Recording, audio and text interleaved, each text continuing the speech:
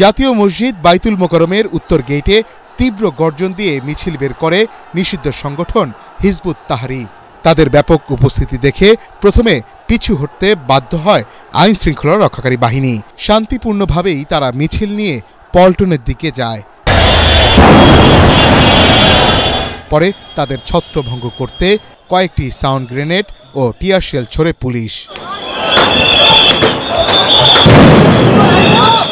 এ সময় Hizb ut Tahrir নেতাকর্মী ও সমর্থকদের সঙ্গে আইন শৃঙ্খলা রক্ষাকারী বাহিনীর কয়েক দফা ধাওয়া পাল্টা ধাওয়ার ঘটনা ঘটে।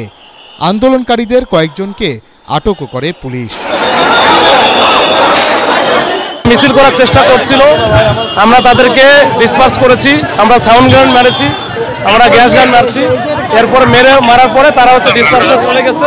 এখন পরিস্থিতি একেবারে শান্ত। আমরা অলিগলির ভিতরে যদি কেউ থাকে সেটাও দেখতেছি, বেশ কিছু আটক আছে, এটা আমরা পরে জানাবো, আমাদের কমিশনার স্যার জানাবে, মিডিয়া স্যার জানাবে। আহত হয় সাংবাদিক সহ বেশ কয়েকজন।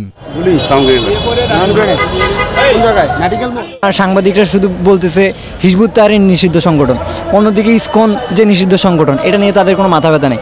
মানে যেখানে ইসলামিক আছে সেখানে একটা জঙ্গিপনা ভাবটা ঢুকাই দিচ্ছে আমাদের মধ্যে। এটা থেকে বাংলাদেশকে বেরোতে হবে। ধার্মিক নিয়ে কিছু বলতেছে, ওদেরকে বিশেষ করে জঙ্গি মানে ভাবটা দিতেছে।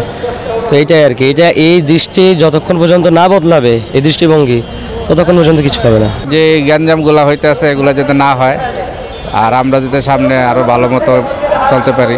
হিজবুত তাহরীর একটা সম্মেলন ছিল, এটা নাকি মানে এই জন্য ভয় লাগতেছে, এই তো আর কিছু না। তবে প্রশ্ন উঠে মহানগর জুড়ে সকাল থেকে বাড়তি নিরাপত্তা ব্যবস্থা থাকার পরও কিভাবে মিছিল বের করে হিজবুত তাহরীর। এ সময় নামাজের পরপর পুরো এলাকায় আতঙ্ক ছড়িয়ে পড়ে।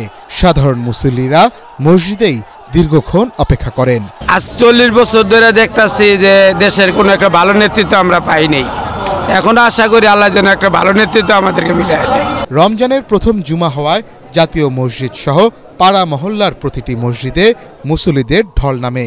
আজানের পরপরই কানায় কানায় ভরে যায় প্রায় প্রতিটি মসজিদ।